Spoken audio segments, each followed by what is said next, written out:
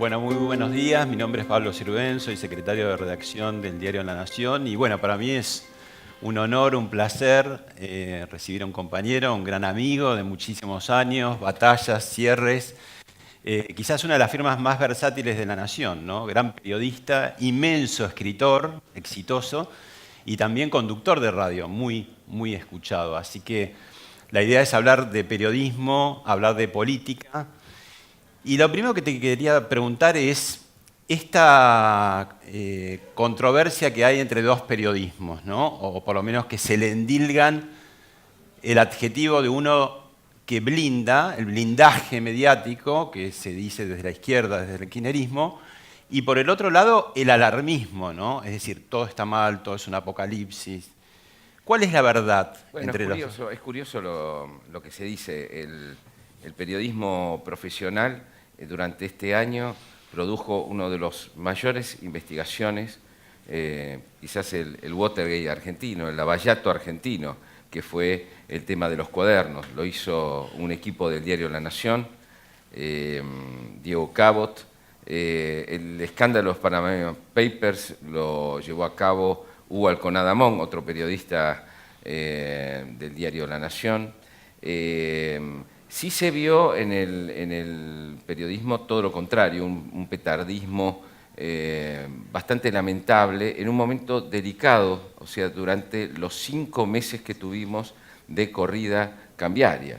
Este será recordado como el año en que casi volamos en pedazos en la Argentina, ¿no? Que casi volamos en pedazos. Y hubo en esos 5 meses demostraciones de un cierto periodismo irresponsable que tiraba nafta al fuego, que decía cualquier cosa, que hacía panelismo barato en la televisión, que vendía apocalipsis. Hay una cosa curiosa, y es que muchos periodistas dan charlas a los empresarios, les venden siempre apocalipsis, les venden profecías que luego no se cumplen, y luego salen un poco a justificar ese tipo de operación. Aquí no hay un blindaje, como dice el kirchnerismo, al gobierno. Lo que hay sí, me parece a mí, es claramente algunos pecados dentro del periodismo. Primero, cuando yo entré al periodismo entramos más o menos en la misma época, ninguno de nosotros pensaba ni tener dinero, ni hacerse rico, ni hacerse famoso. Era parte de la bohemia y parte de lo que significaba ser escritor, una especie de continuación, ¿no? Luego esto cambió en los 90 y hoy tenemos un sistema periodístico muy poderoso y muy pendiente del dinero, muy pendiente de la fama, muy pendiente de todo eso, Ahí ¿no? habría un poco, digo, y viene bien la nota porque acabas de reeditar en una edición enriquecida El hombre que se inventó a sí mismo, Bernardo Neustadt, ¿no? Un poco que sería como el paradigma, el arquetipo del periodista barra empresario, que después dio lugar a muchos, incluso de sus propios discípulos.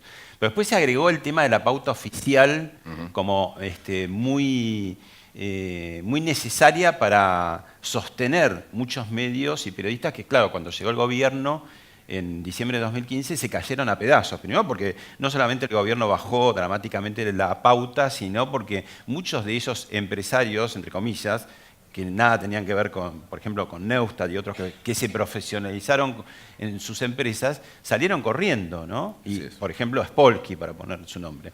¿Y eso cómo te parece que afectó o metió más patología, digamos, en un ambiente que ya estaba muy jorobado? El mundo del periodismo político está totalmente sobredimensionado en la Argentina, totalmente sobredimensionado. Hay 5.000 periodistas políticos en la Argentina trabajando en cables de todo tipo, en radios, que no están solventadas. En el caso del kirchnerismo era muy fácil porque los que no eran enemigos iban y cobraban, y algunos de los que fueron críticos del kirchnerismo se presentaron ante el gobierno de Cambiemos a exigir una suerte de indemnización por lo que ellos habían hecho. No se la dieron, Sí. eso creó un resentimiento Eso te iba a preguntar, si hay en algunos resentimiento. periodistas, sí, sí. Y este es uno de los aspectos, me parece, más Perdóname, más y ese criticable, resentimiento ¿no? no es solamente del lado de lo que podían ser gente de prensa que simpatizaba o estaba cerca del kirchnerismo, de la izquierda, sino No, incluso no, no. ¿a Todo qué lo te contrario. referís? Sí, sí, me refiero a periodistas que estuvieron contra el kirchnerismo y que fueron a querer cobrar en la Casa Rosada su dinero. Cuando no se lo dieron, se sintieron resentidos, Cuando vos digamos, ¿no? decís Y querer dueños y cobrar, dueños de medios también, cuando por vos decís supuesto. querer cobrar, ¿es una metáfora, un eufemismo? Deme una pauta oficial importante, gruesa, ¿eh? Y se sintieron muy decepcionados de que eso no ocurriera. Esto es bastante lamentable, pero no es de lo peor, hay otras cosas peores, por Por ejemplo, ejemplo. su superficialidad absoluta, la idea de que el periodismo reporta y piensa en el puro presente, ¿no? En el puro presente. Eso es una gran deficiencia, me parece, del periodismo moderno, la idea de que lo que ocurre en el presente es derivado de algunas cosas que ocurrieron hace unos pocos años y nada más. Cuando, digamos, Falta contexto, decís vos. sí, yo creo que hay una falta de formación en ese sentido, ¿no?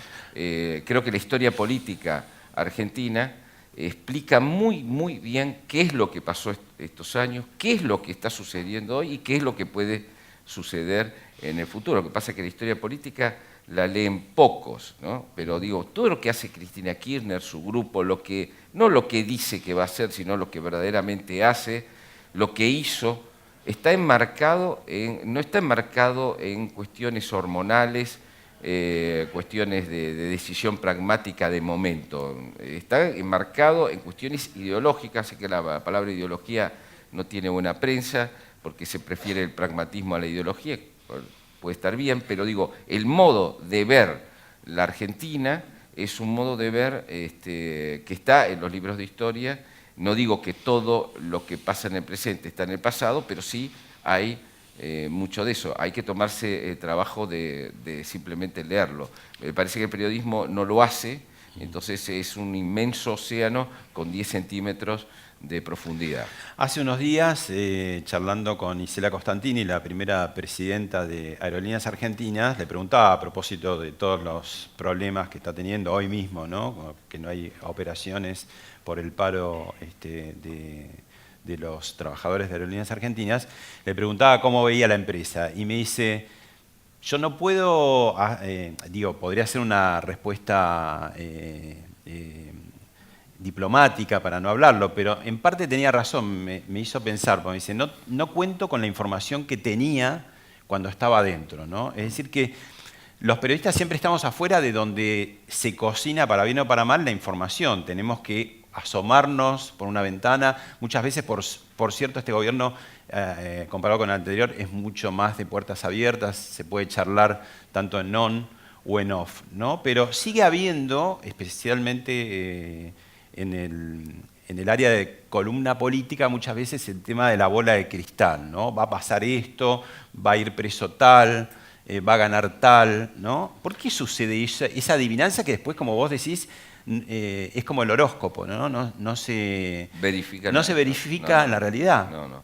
Creo que profetizar ha sido un buen negocio durante muchos años, que no ha tenido mayores consecuencias, ¿no?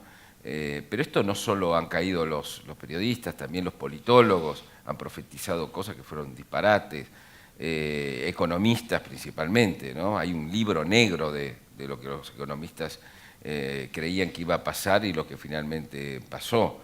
Me parece que hay que entender un poco a la Argentina, y la Argentina no se entiende viendo a Marcos Peña, lo que dijo esta mañana o lo que dijo ayer Cristina Kirchner.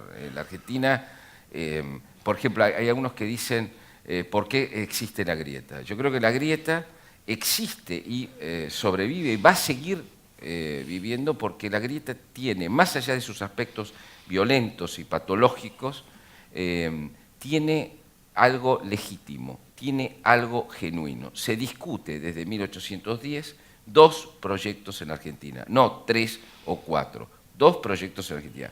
Así como se habla de las 2 Españas, se puede hablar claramente de las dos Argentinas. Una Argentina que cree en vivir con lo nuestro, que cree en el Estado, que tiene una mirada conspirativa sobre el mundo en términos generales, y una Argentina más cosmopolita, que cree más en las instituciones, etc. Estas dos Argentinas vivieron en guerra durante el siglo XIX, luego vivieron distintos momentos en el siglo XX. Creo que una de ellas triunfó claramente en el siglo XIX. Se podría decir que Sarmiento fue el gran escritor de conciencias del siglo XIX, y creo que la otra Argentina triunfó en el siglo XX, y creo que el gran escritor de conciencias fue Perón.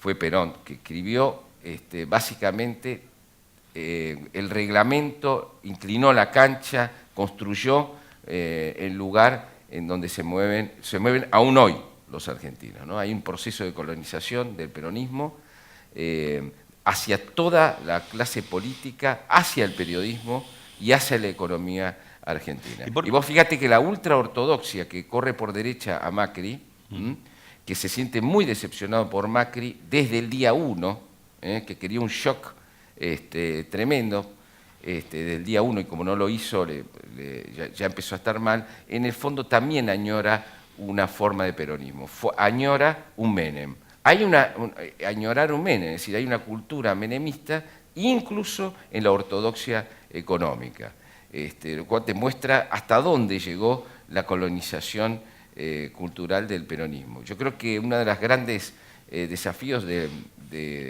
quizás de un articulista, ¿no?, como soy yo, es levantarse contra esos supuestos que han hecho una enorme pedagogía y un enorme daño, porque finalmente grandes problemas que tiene la Argentina, estructurales, verdaderos, de fondo, sobrevienen de ese modo de pensar. ¿Por qué te parece que no se ayorna el peronismo? Vos hace poco, en una de tus columnas dominicales, precisamente traías a colación que el discurso, la palabra, en ese momento tan perspicaz, tan agudo, tan filoso, de Arturo Jauretche, ¿no? Un tipo de la política, pero también un colega, porque era periodista, su manual de sonceras argentinas y tantos otros, pero ese vocablo, ¿no? Él murió creo que en el año 74, sí. Está extrapolado al siglo XXI, que es un mundo completamente distinto, ¿no? Si él se despertara, tendría una sorpresa, primero ver que el mundo que conoció ya no existe, y la segunda es que vería que su discurso tiene plena vigencia en el peronismo. Ese es un discurso que le armaron a Perón en el 66, 65, 66, Puigdós, o sea, 50 años atrás. Claro, que ha sido muy exitoso, que ha construido el setentismo, que luego ha penetrado en otras áreas, por ejemplo en el radicalismo también, ¿no? Y que consiste en qué, digamos, básicamente. Es la idea de sostener que la izquierda es populista, que la izquierda es el socialismo nacional. Es esta idea paranoica de que el FMI siempre es una herramienta de dominación. Yo les digo esto a ustedes, casi ninguno de ustedes cree en esto, pero yo les aseguro que este es el sentido común en la clase media argentina y en la clase media ilustrada argentina y en las facultades, y se los enseñan en las escuelas a sus hijos, con algunas salvedades, ¿no? Entonces, esto cuando se convierte en sentido común, cuando además desde el Estado se institucionaliza, porque se institucionalizó durante 12 años de kirchnerismo, estamos ante un problema grave, que exige, no nos falta educación, no, nos falta una discusión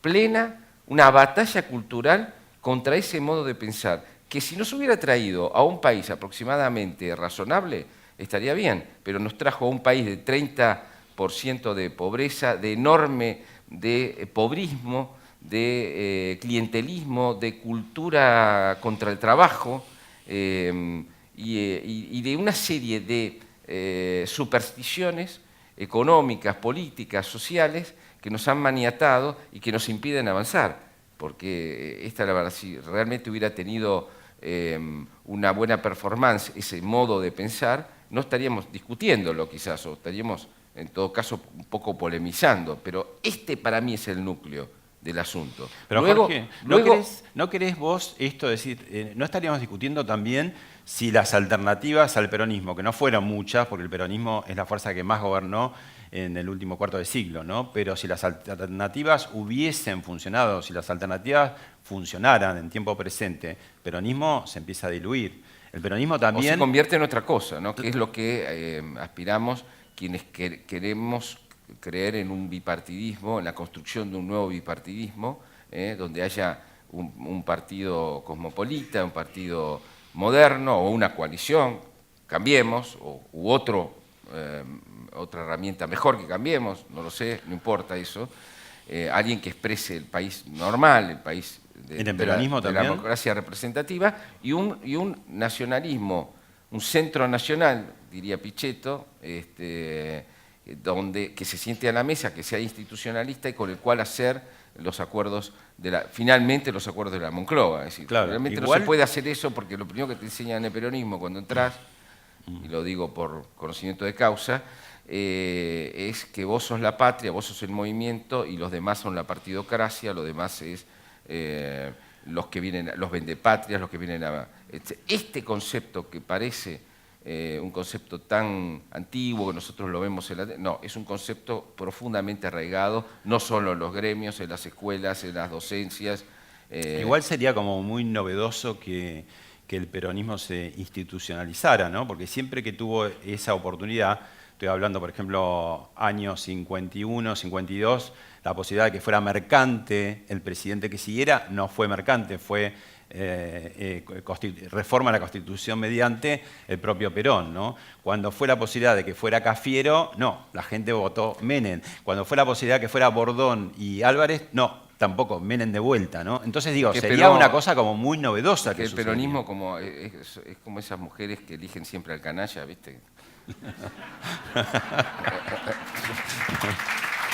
Les gusta el canalla.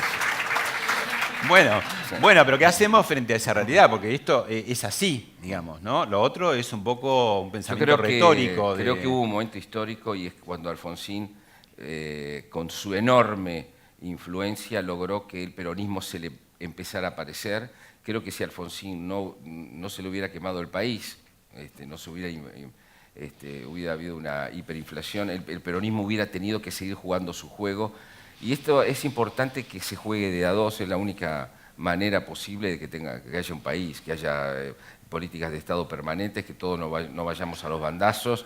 Y esto no se trata de izquierdas y derechas, que es lo que no entienden en Europa, tiene una mirada eurocéntrica, sí se entienden entre lo nacional y lo liberal, para decirlo así de un modo muy amplio, el liberalismo en el sentido muy amplio, que llega hasta la socialdemocracia y el liberalismo político me refiero, y el nacionalismo en un sentido también amplio. Puede haber un nacionalismo democrático, aunque a veces parece un oxímoron. Jorge, quedan 3 minutos nomás y te quería preguntar de los pecados del actual gobierno, ¿no? ¿No crees que se desfinanció y debió tomar el toro por las astas al principio? Vos hablabas de Alfonsín. Alfonsín fue muy difícil, con todo el poder militar intacto, a los 3 días tomar la decisión de juzgar a las juntas, ¿no? Mira, siempre le queda al no peronismo la triste tarea de tener que pagar la fiesta. El que paga la fiesta prepara su funeral en la Argentina, en general. Esa fiesta tremenda de 5 años de una hada madrina regalando cosas que no eran sostenibles en el tiempo y un ogro durante 3 años sacándole los regalos a la gente. Esto es lo que se va a jugar el año próximo y por eso es tan inquietante lo que puede suceder. Queda para la historia la idea de si ellos podrían haber hecho un shock económico el primer año. Yo creo que hubieran volado en pedazos. ¿No fue muy voluntarista al desfinanciarse, bajando enseguida las retenciones, salvo la soja, devolviendo la plata a las provincias, la reparación histórica? Bueno, la plata a las provincias se la obligó a hacer la Corte Suprema, ¿no? Claro, pero era 3 provincias y él dijo, bueno, le doy a todo. En un momento decís la caja, te quedaste con la caja vacía. Creo que hubo amateurismo político, pero también recordemos que en el mundo, en el votante de Cambiemos también hubo, y en el propio gobierno, eso que nos caracteriza tanto, que es el pensamiento mágico. Nosotros esto lo resolvemos así, siempre se resuelve así, y no se resuelve así. No se podía resolver de una manera. Este es un gobierno, no tiene la Cámara de Diputados, no tiene la Cámara de Senadores, no tiene, tiene sindicato en contra, tiene lumpenizada la calle con barras bravas, mafias, etc. Tiene gobernadores en contra, la mayoría. Tiene la magistratura ahora en contra. Tiene la Corte Suprema en un estado en contra. Entonces es bastante difícil prever cómo podían suceder las cosas. Hay ciertos intelectuales del mundo que están observando la Argentina porque la Argentina les parece un ejemplo del pospopulismo. ¿Qué es el pospopulismo? ¿Cómo se sale, visto desde Europa, cómo se sale de un populismo sin convulsiones, sin muertos, sin incendios? ¿Cómo se sale cuando el neopopulismo, que antes desaparecía porque venía una dictadura militar y también hacía populismo, pero los barría, pero el neopopulismo, el neopopulismo es el que permanece en sus lugares económicos, sociales, jurídicos, institucionales, cómo llevar a cabo una política con esas fuerzas, sacándole a la sociedad las cosas que no podían ser sustentables y sobrevivir al intento. Hay algunos intelectuales, como por ejemplo Harari, Garton Ash y otros, que están siguiendo a ver el proceso argentino porque creen que finalmente ellos van a tener en Europa, en Europa y en Estados Unidos, después de algunos populismos, que adoptar algunas de las formas del pospopulismo. No hay manual para el pospopulismo, pero si lo vemos en los términos en los que lo ven ellos, el asunto, que lo ven con mucha más frialdad que nosotros, y bueno, ahí entendemos las dificultades que hubo en estos 3 años y las dificultades que todavía tendremos. Bueno, muchas gracias, Jorge. Le brindamos un aplauso. Gracias a ustedes.